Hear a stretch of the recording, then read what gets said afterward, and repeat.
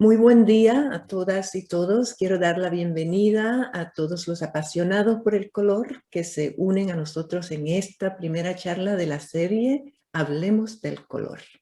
Yo soy Montaja Hidefi, arqueóloga del color y vicepresidente de pronóstico del color con el Color Marketing Group. Me involucro al pronóstico y las tendencias de color desde hace más de 15 años. Soy nativa de Venezuela y he tenido la oportunidad de vivir y trabajar en Norteamérica, en Europa, en el Medio Oriente y también en Asia. Hoy se une a mí en esta charla mi amiga y compañera de color, Lucrecia Islas. Lucrecia es nativa de México y residente de los Estados Unidos. Ella también vivió en Europa y es especialista en tendencias de color y diseñadora de modas y de textil. Bienvenida, Lucrecia. Hoy tratamos de un tema muy importante para nosotros, que es el color. El color, más allá de ser un elemento visual, sabemos que es también un medio de comunicación y su potencial es tan fuerte que influye en la manera de comportarnos en cada una de las experiencias que vivimos todos los días. Muchísimas gracias, Montaja. Pues vamos a comenzar acerca de esta presentación con el tema que yo voy a abordar, que es la herencia cultural. Entonces, espero que les parezca muy interesante en todo lo que tiene que ver con el color en Latinoamérica. Y me gustaría iniciar hablando acerca de la ilusión del color, que siempre ha estado presente en el ser humano. Hablar de color con palabras es básicamente pues una biblioteca de asociaciones. Constantemente podemos estar pensando en cómo relacionar el color, ¿no? Sabemos que siempre nos van a entender con, por ejemplo, un gorro rojo, ¿no? Cuando yo hablo de gorro rojo, pues al final es una asociación. El cielo azul o la tierra oscura, no es necesario explicarlo, simplemente las imágenes nos vienen a la mente a todos aquellos que tenemos el mérito de la vista. Es cuando queremos profundizar más en nuestra propia creatividad, cuando hablar del color se puede convertir en un desafío. Sí, pero ¿cómo expresamos visualmente lo que queremos transmitir? O sea, ¿cuáles son los términos correctos a utilizar, Lucrecia? Pues bueno, Montaja, obviamente por la experiencia que tú tienes, sin lugar a dudas, entra el juego del instinto, tiene mucho que ver con uno mismo. Los significados alojados en nosotros por la cultura, la historia y la costumbre son muy fuertes y además son inconscientes, los tenemos arraigados. De esta manera, como podemos ver, aquí el hombre indígena se asemeja a la hermosa montaña de los 7 colores o la montaña arcoíris, que es la montaña Huincunca de Perú. Y su indumentaria habla del color de su región. Cuando hablamos de rojo, por ejemplo, que vamos a abordar ahora todo lo que tiene que ver con los colores originales y originarios de Latinoamérica, antes del descubrimiento de América, el color rojo o la grana cochinilla, en este caso que es el que vamos a hablar, tomaba un proceso de meses, involucraba muchísimo tiempo además, y involucraba una mezcla pestilente, una mezcla olorosa de incluso estiércol de vaca, aceite de oliva, sangre de buey, todo esto incluso hacía que las personas se quisieran alejar de lo que le dicen las tenerías, de todo lo que es el color, ¿no? Algunos maestros alquimistas, como ya sabemos, ¿no? Ya en la Grecia antigua, habían logrado en 300 antes de Cristo, un rojo muy tóxico, que contenía mercurio y algunas sustancias muy complicadas de manejar. Interesante, pero entonces, ¿cuál es el misterio detrás de ese anhelado pigmento de cochinilla? Ay, sí, el pigmento de cochinilla es para todos un gran, una gran pregunta y una gran solución, de hecho. Cuando, sin lugar a dudas, pues cuando hablamos de este color rojo, que es un rojo natural brillante, que se usaba básicamente en los textiles aztecas, que está además por todas partes en Tenochtitlán, ¿no? Tras una consulta, los españoles empezaron a enterarse de qué se trataba este color que provenía pues de la planta del cactus del nopal que llamamos en México.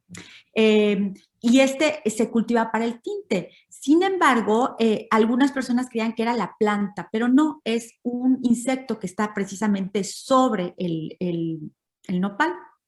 Así que rápidamente, cuando las plantas se fueron de regreso a Europa, sin darse cuenta, pues los lugareños creían que los habían engañado porque pues mandaban, ¿no? Las plantas de nopal. Entonces, pues como la planta no es en absoluto la fuente del color, sino estos pequeños insectos que son unos pequeños insectos blancos, grisecitos, que crecían literalmente en las grandes hojas de nopal, ¿no? Y a esto entonces se le llamaba o se le llama actualmente todavía la grana cochinilla. La cosecha implica simplemente raspar estos insectos, prácticamente es como una plaga, entonces estos insectitos se van rascando y se secan para presentarlos en un pigmento en polvo, se van haciendo en polvito. Además, este proceso es muchísimo más simple porque en realidad solo implica el agua. Se produjo un producto mejor, obviamente, y empezó a tener muchísima demanda de este colorante, ¿no? En la industria textil.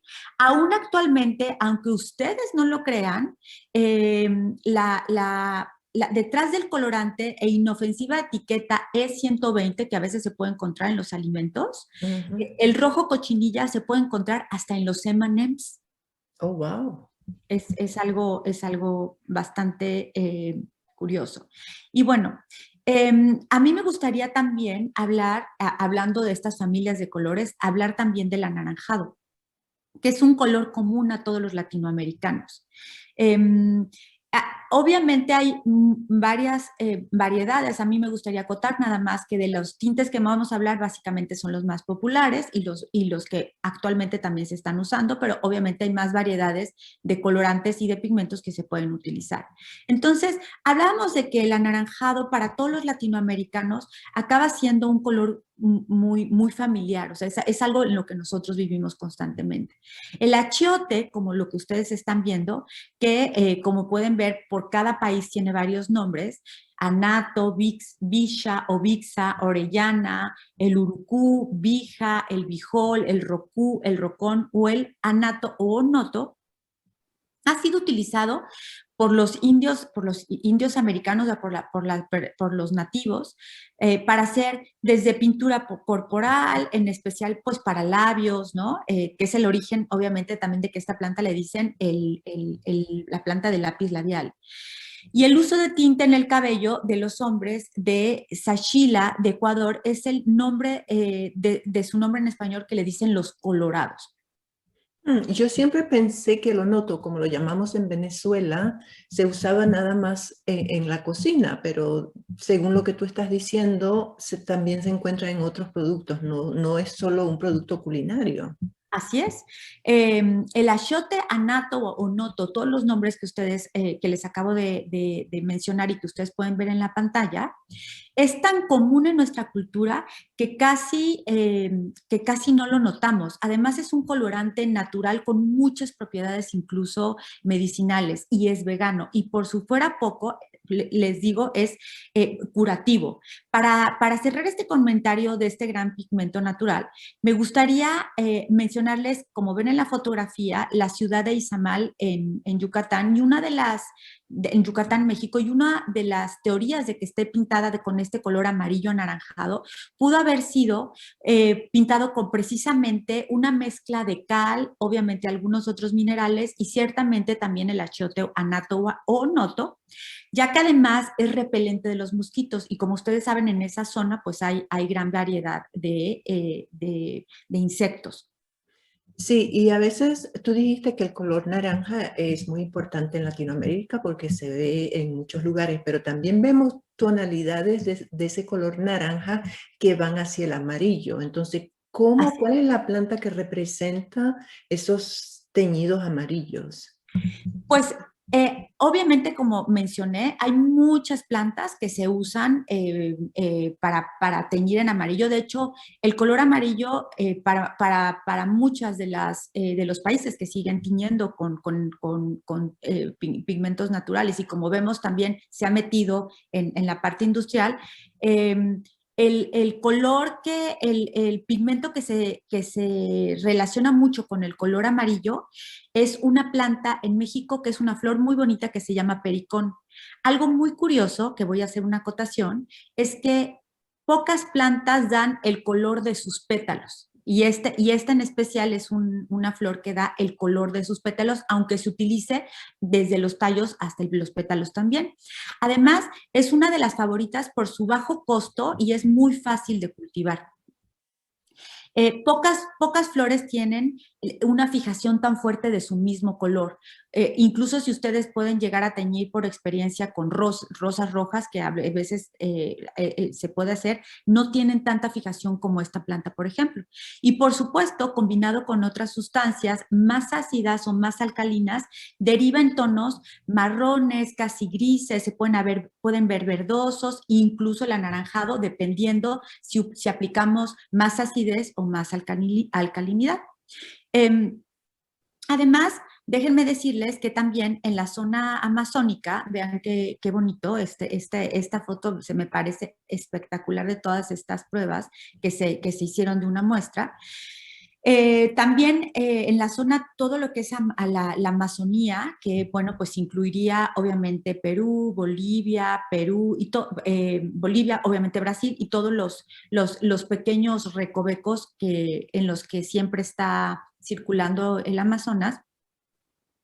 También identificamos colores de pigmentos muy cálidos y muy robustos. Les voy a mencionar algunos de ellos que a lo mejor les pueden parecer familiares o no, como el chontaduro, el buré, el huito, el huitilo, obviamente también el achote, porque hablábamos de que pertenece a todo Mesoamérica, el amacizo, el palo de Brasil, el cudí, el chocamari y el llorón. Bueno, son nombres muy tensos y muy difíciles Es verdad. para recordarse si uno no trabaja con eso. Pero bueno, he notado hasta ahora, Lucrecia, que has hablado hasta ahora mucho de los amarillos y naranja y esos colores cálidos.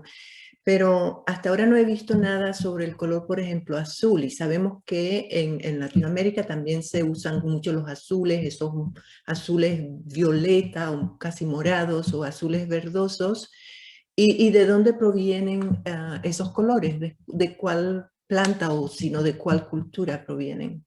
Pues vamos a adelantarnos un poquito porque ya hablamos de la reina, que es la reina del color, que sería la roja. Fíjense que parece como la naturaleza nos habla, ¿no? Es la grana cochinilla, pero aún no hemos hablado del rey, que es el añil o el índigo. Nada más que antes quiero hacerles una anotación para que vean lo importante que son los pigmentos naturales, ya han sido a lo largo de la historia. ¿Por qué están viendo, después de ver tanta naturaleza y tintes naturales y pigmentos casi autóctonos, les presento estas dos obras? Pues les voy a hacer una nota acerca del palo de Brasil, que es un pigmento casi indeleble. Estas dos pinturas que ustedes están viendo aquí pertenecen a la Gallery London y entonces están viendo Santa Cecilia pintada, es una obra pintada entre 1620 y 1625 por el italiano Pietro de Cortona. Y en sus pinturas, por ejemplo, también Rafael, Rembrandt, obviamente ustedes están viendo Van Gogh, habrían empleado seguramente colores que contenían pigmentos rojos y anaranjados extraídos de la corteza del palo de Brasil. Y por eso se busca identificar la presencia de estos pigmentos en los cuadros para determinar la autenticidad de estas obras. Obviamente, pues estos pigmentos fueron importados a Europa, fueron descubiertos y vieron la vivacidad de la variedad de sus colores. Los pigmentos obtenidos del palo de Brasil se utilizaron hasta el siglo XIX, cuando se comenzó a sustituir por colorantes sintéticos. Entonces, vean qué interesante es explorar un poquito más allá de lo que tiene que ver con lo que creemos que es usado por los grandes artistas y cómo con ciertas estudios científicos podríamos incluso identificar la autenticidad de pinturas como las que le estoy mostrando. Pero entonces, bueno, acerca del increíble índigo o añil, que bueno, es la tradicional, es la denominación tradicional de las de variedades muy oscuras y muy profundas del color azul, quiero hablarles de este rey. Esta planta leguminosa es de la que alguna vez las culturas ancestrales de lo que hoy es México extraían el colorante azul, que aún se puede ver en Cacaxtla, Bonampak, que son estas pinturas que ustedes están viendo aquí, mayas, que de hecho bueno, estaban también en Tajín y aún en templos católicos de Oaxaca y en el altiplano mexicano. Este colorante que los extranjeros le pusieron el azul maya se obtenía de esta planta que desde al menos hace 400 o 500 años ya no se conoce si ya se conocía y se obtenían este paradigmático azul y azul turquesa. Muy interesante, sí, el azul maya es muy conocido, ¿no? Pero, o sea, ¿cuál es la diferencia entre el índigo y el añil? Bueno, es algo muy curioso. En realidad, la confusión y la sinonimia, bueno, porque prácticamente podríamos decir que es lo mismo, entre el añil y el índigo, y el glasto, que también tiene este nombre, se debe a que estos son dos nombres comunes de las plantas que originan los colores, ¿cierto? Entonces, se solía obtener un tinte de color similar por medio del mismo proceso, o sea que son plantas muy similares que a la hora de procesarla, secarla, molerla, etcétera, se solía obtener esta como masa que ustedes están viendo en la parte de abajo, ¿no? Que es que realmente lo que se hace es que se seca y posteriormente se muele para crearlo en polvo.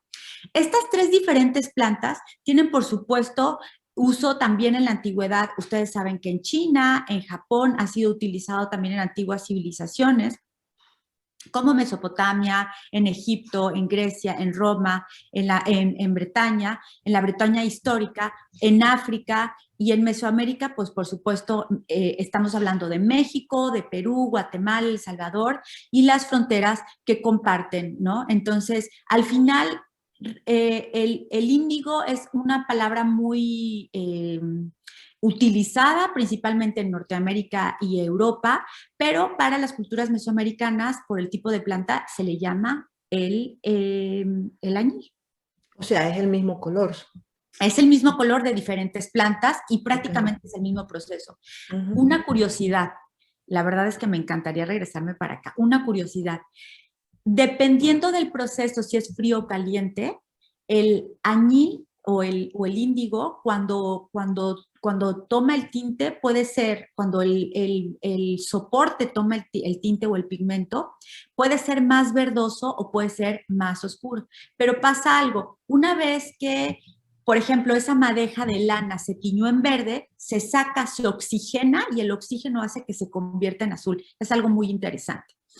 Pero bueno, hay Montaja un color que, bueno, a todos nos encanta, que podríamos hablar que es el último, porque pues estamos hablando de familias de color, pero no por eso es el menos, ¿no? Y este es un color muy particular que se extrae de varias otras fuentes naturales, pero a mí me gustaría hablar específicamente de este color que se le conoce como púrpura panza, que proviene de un caracol marino, o sea, es del mar, ¿no? Y junto con el azul del añil y el rojo de cochinilla, el púrpura panza es uno de los 3 colores sagrados de México. Entonces, bueno, sé que es una plática para Latinoamérica, pero bueno, yo al ser mexicana, pues valoro esta información. Y proviene de las costas de Oaxaca en México y son uno de los últimos lugares, prácticamente ahí en Oaxaca, en donde se ordeñan, así se lo dice, estos moluscos, porque se dejan vivos. Estos moluscos no es que se mueran, por ejemplo, la grana cochinilla, pues sí, se acaba matando, pero el molusco lo ordeñan, prácticamente le extraen el tinte. Y durante miles de años, los mixtecos, bueno, miles, casi miles, los mixtecos han obtenido este color único de los caracolos llamado tishinda o púrpura panza. Tiene un nombre, pues, obviamente científico muy particular, cuyo tinte se extrae siguiendo los ciclos de la luna, que eso a mí me puede encantar, porque obviamente la luna tiene que ver con estos ciclos femeninos también, y evitan así dañar a los animalitos. Entonces, dime tú si no es una información que vale mucho la pena saber. Sí, en realidad, y de lo que yo entiendo, pues la práctica de obtener esos moluscos requiere cierta experiencia. Y además, son muy raras las personas que lo pueden hacer. Y es una práctica muy peligrosa, porque ya que los dichos moluscos se encuentran en lugares rocosos y suelen aparecer nada más en ciertas temporadas del año. Bueno, como dijo Lucrecia, yo voy a abordar el tema del color en la actualidad. Ya vimos el color en la vida social de Latinoamérica, pero veamos qué es lo que está pasando por el momento. Antes de hablar más, quería compartir con ustedes que para mí siempre fue un reto, un sueño ir a visitar a Machu Picchu y a Cusco. Y hace 2 años se me dio la oportunidad de ir. Y durante mi viaje, cuando fui al Valle Sagrado de los Incas, nos detuvimos en un pueblito que se llama Pisac. Y ahí tienen locales donde muestran cómo se obtienen los teñidos, esos teñidos tradicionales de las plantas y además cómo se hace el tejido natural. Y bueno, lo que quisiera hacer es compartir con ustedes un video de uno de esos locales. Bueno, a veces no se entiende muy bien lo que la señorita que está en el video va a decir por la distancia, porque ella estaba medio lejos de nosotros, pero es muy interesante ver los colores que se pueden obtener de diferentes plantas locales, que es de lo que tú estabas hablando, Lucrecia. Nosotros utilizamos diferentes plantas, también flores, insectos, musgos y troncos, ¿sí? Como por ejemplo, en esto utilizamos, esta planta su nombre es tara, ¿sí? Que crece en Valle Sagrado de los Incas. Es bueno para hacer las gárgaras, ¿sí? Utilizamos para el color negro o gris. Y esto es la barba de la roca. Su nombre en quechua es Cacasunca, ¿sí? Más que todo crece en Machu Picchu y Anteitambo en Pisac, ¿sí? Utilizamos para el color anaranjado. Y esta es la flor de koji, ¿ya? Que utilizamos para el color amarillo, que crece en nuestra localidad y recogemos una vez al año, ¿sí? Esta es la planta de chilca, ¿sí? Utilizamos para el color verde. Y esto es maíz morado, ¿sí? Es bueno para hacer la chicha morada o mazamorra morada, ¿sí? Nosotros utilizamos el tronco, no los granos, ¿sí? Para el color morado. Y esto es el quinzacucho, que crece en Valle Sagrado de los Incas, nosotros traemos de ahí. Y utilizamos para el color azul y celeste. Y nosotros utilizamos el orín de los niños, ¿sí? El orín fermentado de los niños. ¿Por qué no del adulto? Porque del adulto está contaminado con el pisco o cerveza, ¿sí? Y esto es la famosa cochinilla, ¿sí? Utilizamos para el color rojo.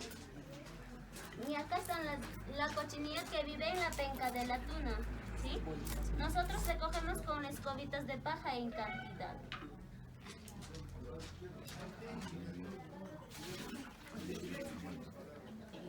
Miren, ¿sí? Estos son unos parásitos o insectos, ¿no? Que viven en la penca de la tuna, ¿sí? Y ahora vamos a sacrificarlo por vuestra visita.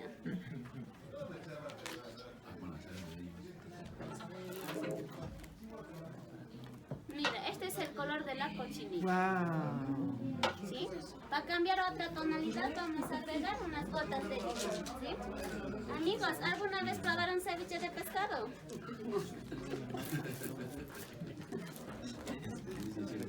¿Y quisieran probar ceviche de cochinilla? Mira, otra tonalidad. Wow. ¿Sí? Para cambiar otra tonalidad vamos a agregar piedra alumbre. ¿Sí?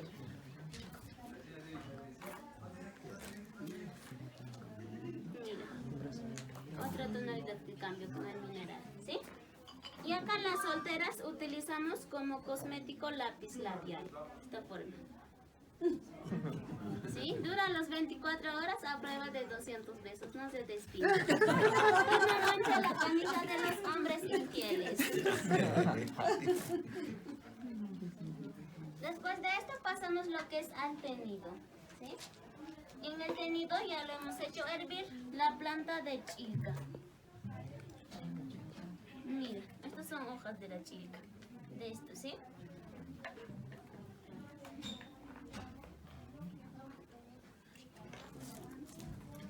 Y ahora vamos a hacer el tenido con la cochinilla. Sí, ahora acá ya lo hemos molido en un batán o si no en un mortero, ¿sí? Para hacer el tenido utilizamos agua caliente, ¿sí?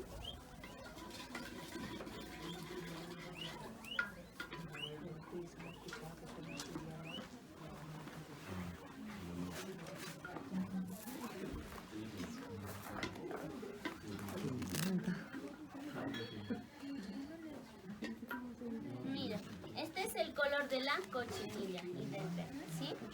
Y para cambiar otra tonalidad vamos a agregar sal de maras de las salineras que traemos, ¿sí? Y la pregunta es, ¿qué color creen que va a obtener? ¿O va a cambiar?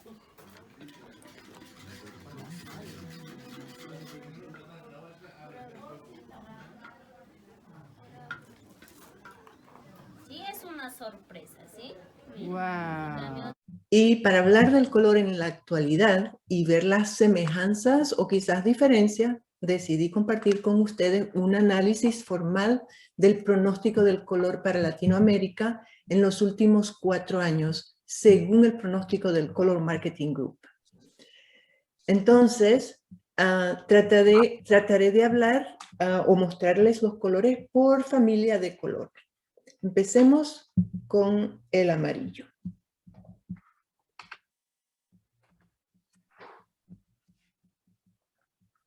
Bueno, lo que estamos viendo aquí es los amarillos desde el 2018 hasta este año 2021 y es un pronóstico, por supuesto. Ups, perdón, se me fue muy rápido. Entonces aquí lo que podemos ver de lo que tú estabas hablando, Lucrecia, los colores que estuvieron pronosticados y los que están ahora pronosticados para este año tienen mucha influencia de la artesanía. Esta es la foto que tú compartiste y vemos esos colores que se parecen mucho a los pronósticos o que, digamos que los pronósticos se influencian de la artesanía y de la tradición. Así es. Vayamos al color naranja. Aquí igual vemos el color naranja desde el 2018, o sea, el pronóstico de 2018 hasta el pronóstico del 2021. Y acá comparto con ustedes estas dos fotos que yo tomé ese día donde fuimos a ese pueblito. Y aquí vemos los teñiles que sacan de las plantas comparados con las tendencias o digamos con el pronóstico, pero que viene siendo después tendencia, se ve la influencia de esos colores, ¿verdad? Vemos, por ejemplo, este naranja casi pálido, lo vemos por aquí, esos naranjas marrones también los vemos por aquí. Que a mí yo encuentro eso muy fascinante porque aunque pensemos que el pronóstico o las tendencias vienen de afuera, la realidad que siempre estamos influenciados por lo que pasa en el pasado. Entonces, aquí tenemos el color rojo. También, si miramos el color rojo, por ejemplo, en el 2018 y 19, teníamos en el pronóstico colores muy, muy oscuros con alta intensidad de negro. Y si miramos a lo que tú mostraste, Lucrecia, y también yo tomé esta foto, vemos cómo el pronóstico involucra, por ejemplo, rojos que vienen influenciados del pasado. Claro, mientras vamos avanzando desde el 2018 hasta ahora, lo que hemos visto es que los colores van bajando de intensidad y de saturación. Ahora, por ejemplo, para el 2021 vemos que los rojos casi han desaparecido del pronóstico. En vez de tener 5 o 6, tenemos solo 2 colores rojos. Y uno de ellos es más rosa que rojo y el otro tiene una tonalidad casi naranja. Si vamos al morado, por ejemplo, claro, el morado es un color muy, muy importante en Latinoamérica, pero es más importante en algunos países más que en otros. Y además, por ejemplo, en Venezuela y en Brasil, y quizás también en otros países de Latinoamérica, el color morado es relacionado con el luto. Entonces, en Venezuela, por ejemplo, cuando estamos de lutos, después del negro se visten de morado. Y aquí también vemos lo que tú compartiste, el color que sale de la cochinilla, y aquí también tenemos referencia de esos colores en el pronóstico, pero que claro, no son parecidos, porque lo que estamos viendo ahora en la actualidad, en pronósticos y también en tendencias, es que el morado se está poniendo más azul que rojo. Aquí vemos, por ejemplo, para el 2020 y para este año, el pronóstico sigue siendo casi igual. No son los mismos colores, pero se ven casi igual. O sea, antes el morado era más rojizo, ahora se está volviendo más azul. Hablemos del azul. Que yo encontré muy interesante de lo que tú estabas hablando sobre el azul. Acá, por ejemplo, el azul es también un color, como habíamos dicho, muy importante en Latinoamérica porque representa todo lo que es los océanos y el agua y el cielo, que tenemos mucho. Y durante los 4 últimos años hemos visto que los azules se están convirtiendo o van yendo con tonalidades verdosas y no de tonalidades azulejas o rojizas. Entonces hemos visto que esas tonalidades verdosas que estamos viendo ahora también todavía seguimos viendo como tendencia, vienen ya naciendo desde el 2018 y quizás antes también. Y siguen siendo tendencias, los vimos en el 2018, en el 19, el año pasado, y claro, aunque no aparezcan en el pronóstico del año 2021, pero igual los estamos viendo en el mercado. Ahora, miremos al color verde. El color verde, que también representa la naturaleza y representa las selvas y representa todo lo que amamos de la naturaleza, fue pronosticado bastante en el año 2018. En el pronóstico había 5 colores verdes. Pero si vemos el pronóstico de este año, hay solamente un color verde y es un color un verde muy claro, que es un verde musgoso. Y lo que pasa acá, o sea, la traducción de esto no es que el verde es menos importante, pero es que el verde se vio más en el 2018 y quizás antes, porque ahí empezó a nacer el reconocimiento de la importancia de la naturaleza y del planeta y cómo vamos a sobrevivir en este planeta que ya casi no queda nada verde. Entonces ahí empezamos a ver mucho verde en los pronósticos, ¿no? Y claro, vemos aquí, por ejemplo, en el 2018, una mezcla de colores verdes suaves con tonalidades bajas, casi neutros, y con tonalidades más altas y con mucha intensidad. Pero seguimos viendo esos colores que están influenciados de amarillos en los años siguientes. Y para este año vemos este verde que tiene poco negro en sí, y que es como un verde de té verde o de té o de musgo. Es muy suave, no tiene casi nada de saturación. Y para terminar con esto, vamos a ver los neutros. Bueno, los colores neutros en Latinoamérica, digamos que los neutros no son colores de Latinoamérica, o sea, no son colores que usamos mucho en Latinoamérica, porque más que todo siempre vamos a ir por colores.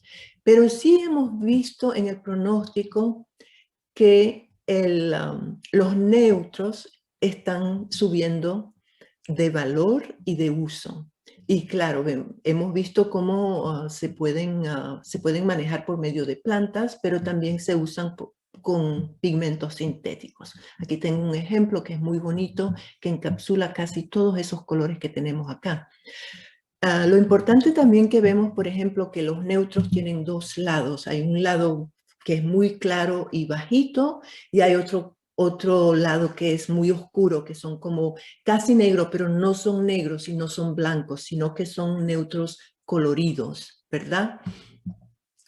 Entonces, acá si pasamos a la siguiente pantalla, vamos a ver toda la paleta de color para cada de esos años. Por ejemplo, en el 2018 vemos que había una multitud de colores verdes, una influencia del verde y del color naranja más que todo.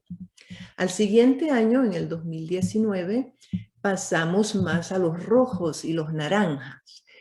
Y los verdes disminuyen y suben los azules.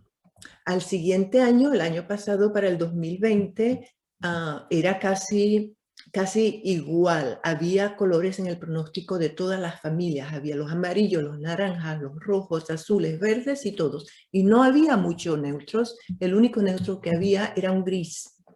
Ahora, para pasar al 2021, que es este año, vemos la influencia de los amarillos y de los naranjas. Y la influencia del amarillo no solamente aparece en la familia de amarillos y naranjas, sino también que aparece en los neutros y también en los verdes y un poquito en el rojo. Ahora, lo que quiero hacer, y es muy interesante, les quiero mostrar, por ejemplo, cómo las tendencias o el pronóstico, y yo sé lo que me vas a preguntar, Lucrecia, ¿qué es la diferencia entre pronóstico y tendencia? Porque yo siempre estoy hablando de pronóstico y de repente hablo de tendencia. Ahora, el pronóstico es un proceso que hacemos para saber qué colores van a estar en el mercado en un año o en 2 años en el futuro. Pero la tendencia es lo que vemos hoy día en el mercado. O sea, el pronóstico puede pasar a ser una tendencia. Y a veces el color pronosticado no se usa y no pasa a ser tendencia. Entonces, cuando yo digo tendencia acá, porque ya en el 2020 es el pasado, ya no es un pronóstico, pero se pronosticó antes.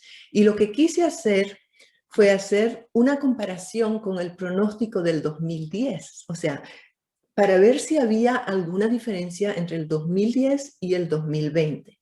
Y claro, lo que vemos acá, que es muy, muy interesante, es que el pronóstico de esos 2 años, con 10 años de entre medio, son muy parecidos.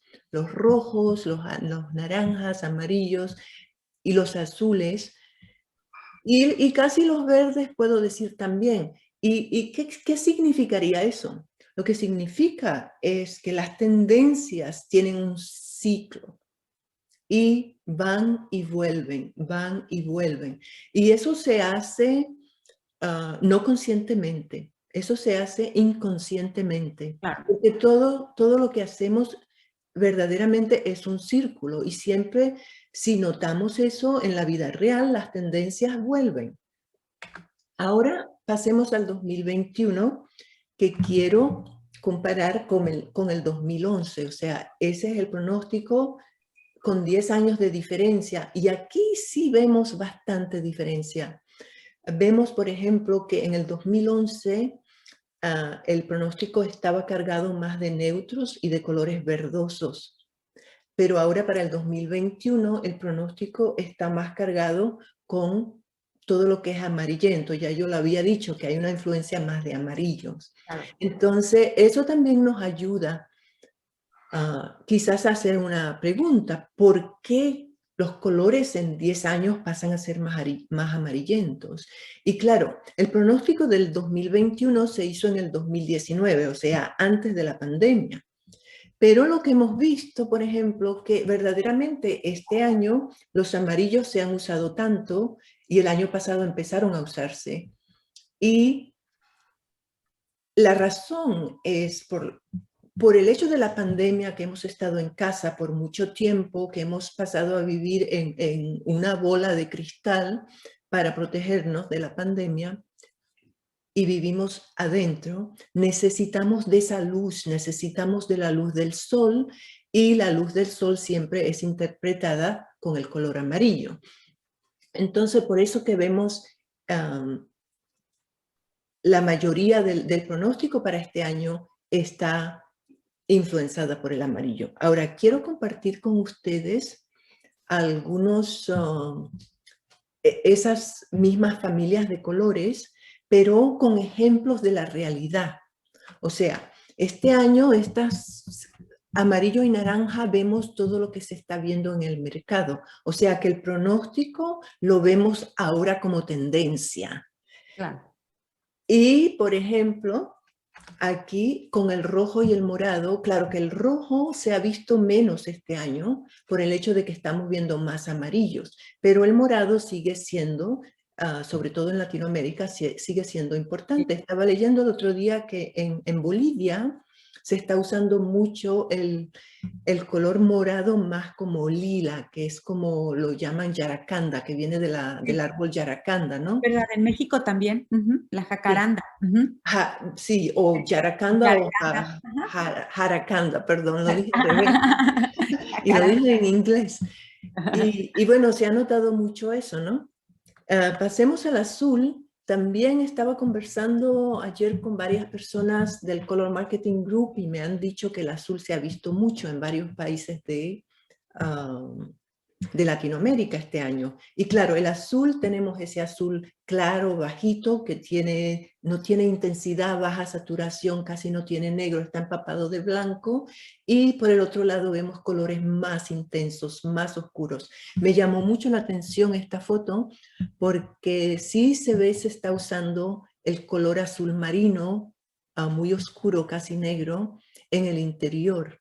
Y se hace en contraste con colores de madera o con colores amarillentos más suaves. Ahora pasemos el verde, y es muy interesante porque el verde, como dije, ha pasado a ser menos importante en el pronóstico para el año 2021, pero sí lo que hemos visto es esa tonalidad muy, muy baja del color verde, y se está usando mucho. Y una cosa que hemos visto, que el color verde, usado mucho en los años 70, que se llamaba avocado green, y se usaba mucho en la casa de la abuelita, por ejemplo, en la casa de la mamá o las tías, siempre se ve en la cocina cosas verdes, ¿no? El frigider y la cocina y todo, y en los baños, ¿no? Pero ahora lo que estamos viendo es que eso está volviendo. O sea, el verde está volviendo a entrar en los baños y en las cocinas, pero no como el verde avocado que era de los años 70, sino que es más musgoso, es más menta, es más natural. O sea, se relata más a la naturaleza que al avocado, ¿no? Algo muy interesante es que espero que les haya quedado claro la diferencia entre pronóstico y tendencia. Es algo bien, bien interesante para entender. Sabemos, por ejemplo, que el color es parte integral, y no solamente de nuestras vidas, pero también de las fases de diseño y de manufactura de cualquier producto. Y en general no podemos pensar a un producto que no tenga color. Aunque sea blanco, va a tener color. Bueno, aunque si no es pintado, que se está también usando, por ejemplo, materiales sin acabados, eso es otra cosa. Sí. Pero cuando hablamos de un producto o de un material o de un acabado, no podemos hablar de eso sin tomar en cuenta el color. Así es. Para eso o por eso, digamos, por esa razón, tener o saber cuál es el pronóstico viene siendo todavía más importante. ¿Por qué?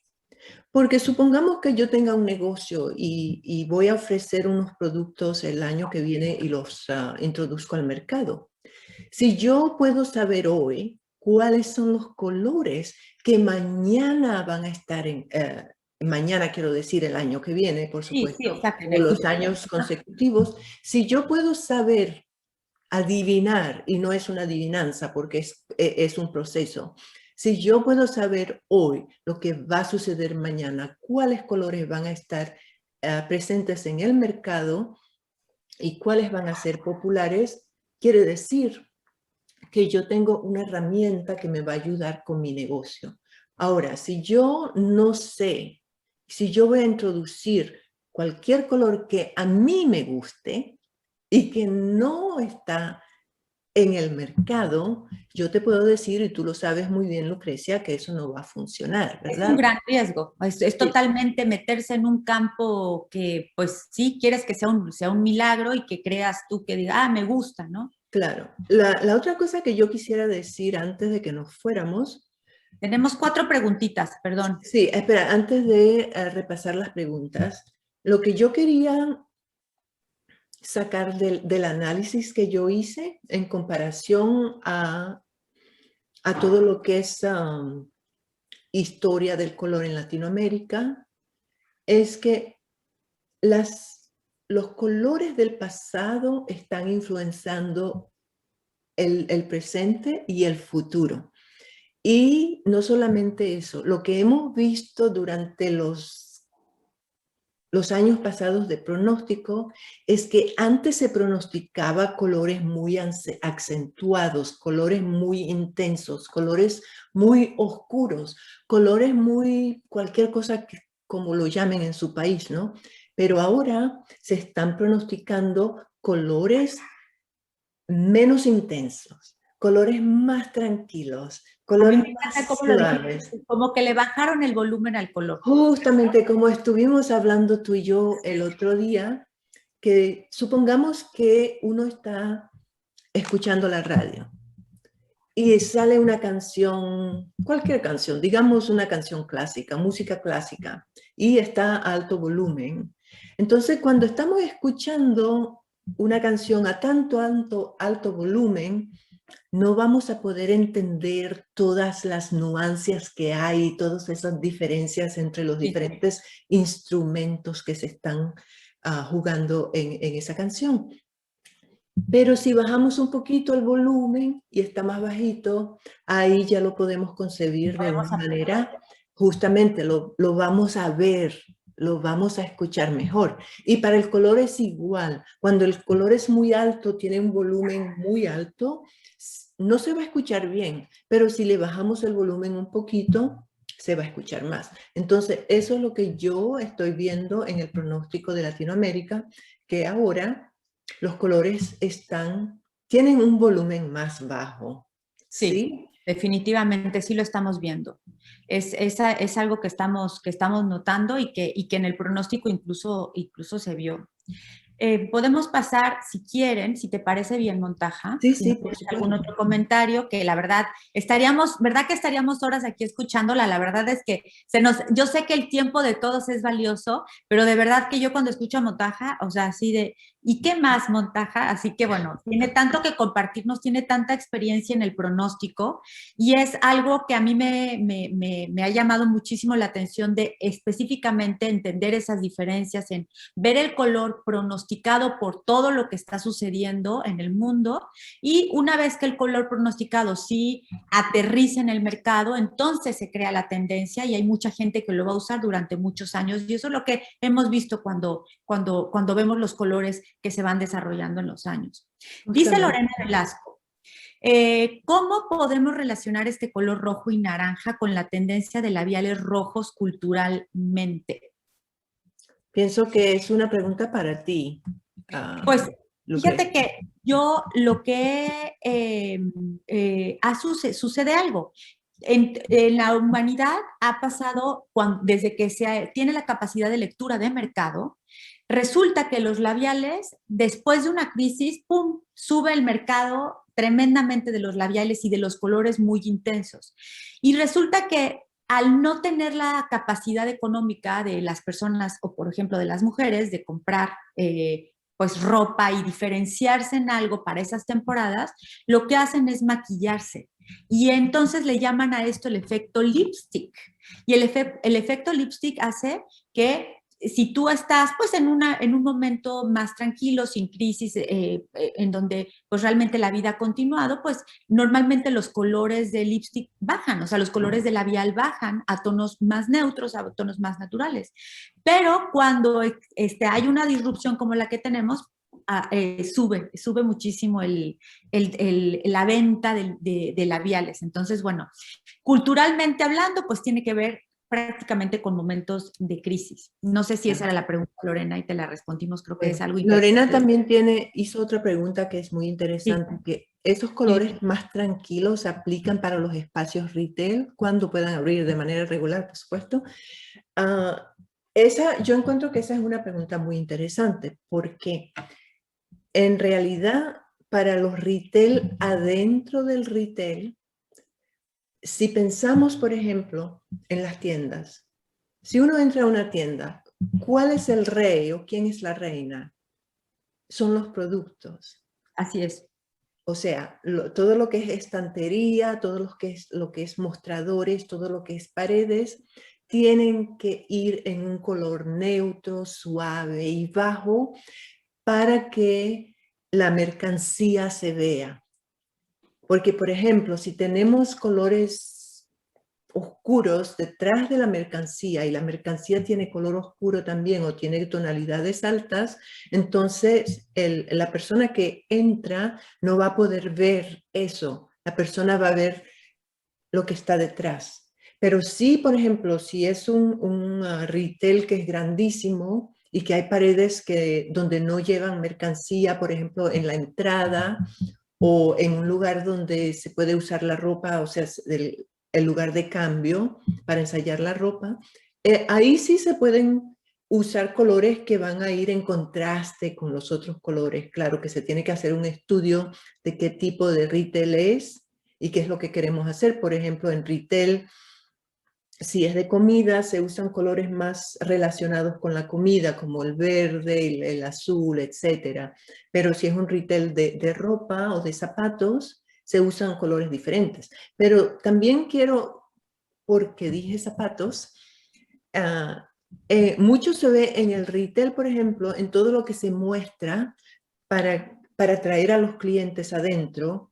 Siempre se tiene que usar un color flash, un color que va a atraer la gente. Por eso, por ejemplo, que en muchos lugares, aunque donde venden carros, autos o zapatos, siempre hay un par de zapatos que es amarillo o es un rojo junto a los negros o junto a los blancos. Igual un carro amarillo y quizás no se venda, pero siempre tiene que estar ahí para atraer la atención y para que el cliente entre al negocio, ¿no? Esas son herramientas. Literalmente, se ven en la vitrina los colores, sí, y a lo mejor la persona entra a comprar totalmente otro, pero para llamar la atención, fíjense qué importante es el color. Dice Diana Guzmán, qué interesante conversación, muchas gracias a ambas. Son una referencia en el color, te lo agradezco muchísimo, Diana. Y nos dice, Andrea, esta la voy a responder rápido, ¿cuál es el nombre para el color morado en Perú? El maíz le llaman chicha morada, así le llaman, y se utiliza para bebidas, para alimentos, para teñir alimentos, y obviamente para los textiles, y dependiendo del fijador que se usa, pues queda más hacia el rojizo o, como ustedes vieron, más hacia el negro, ¿no? Es un morado muy intenso. Dice, de igual forma, ¿hay alguna predicción en cuanto a relación de color, material o textura para las tendencias? Sí. ¿Puedo contestar esta, Montaja? Sí, por supuesto. Definitivamente el estudio de tendencias obviamente envuelve la demografía, o sea, en dónde está ubicado el evento que marca que se comience a utilizar o que se comience a gustar algo. el consumidor dicta realmente qué es lo que quiere comprar de acuerdo a su situación económica, a su demografía, a su situación social. Entonces, con tantos cambios últimamente en el mundo, pues obviamente va a determinarse. También, ¿qué puede pasar? Fíjense que algo bien interesante es que cuando hay materiales nuevos o hay materiales abundantes que permiten que ese color sea, o sea, que ese color se integre a ese producto, entonces parece que ese color es como si estuviera, ¿no?, en tendencia, o como si lo estuviéramos viendo más, y tiene que ver mucho con la intención del productor de ese material específicamente que puede aportar ciertos colores a ese material. Entonces, obviamente también el color dependerá mucho del producto en donde sea sostenido.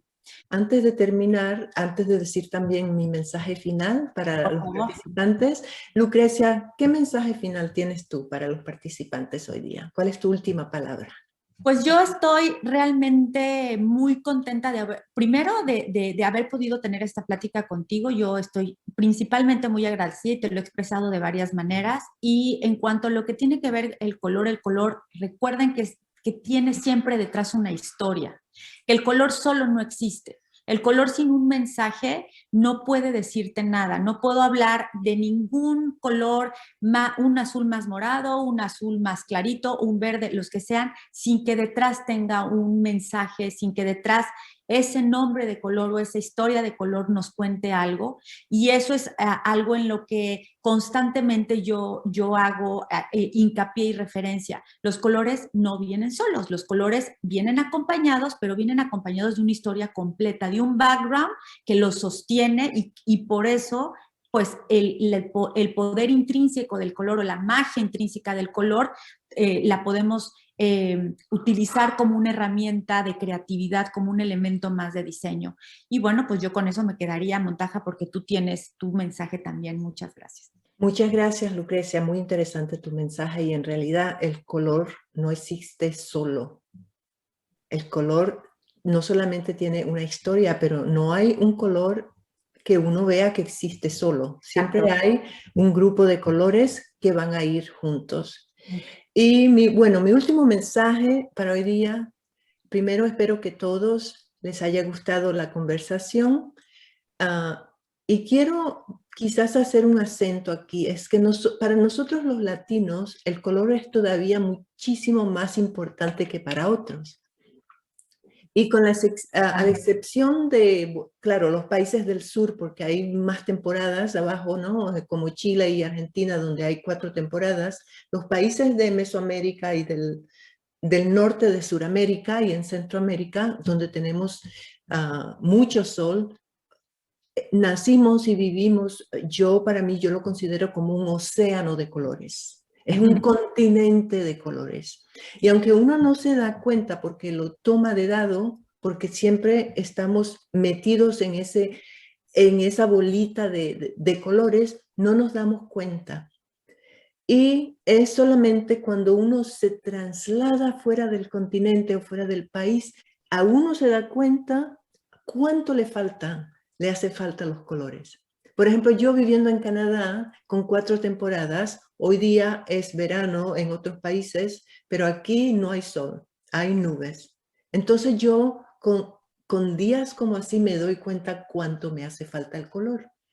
También la otra parte de mi mensaje es que los colores vivos y fuertes que hemos visto en la tradición y en la cultura, esos que tienen alto volumen, como yo los llamo, que golpean los ojos, y por los cuales Latinoamérica es destacada, por supuesto, no desaparecen con nuevos pronósticos y nuevas tendencias. Lo sustancial, quiero que todos se hagan la pregunta: ¿cómo podemos construir un vínculo, un puente entre todo lo que es tradición, el pasado, y todo lo que es actualidad, el futuro? Y eso es lo más importante. Y los dejo con esa pregunta, Lucrecia. Gracias de nuevo por acompañarme hoy. Muchas gracias, Montaja. Gracias a todos los participantes. Queden atentos al próximo anuncio para el próximo webinar. Sí, no se lo pierdan. Muchas gracias. Hasta luego a todos. Gracias. Gracias.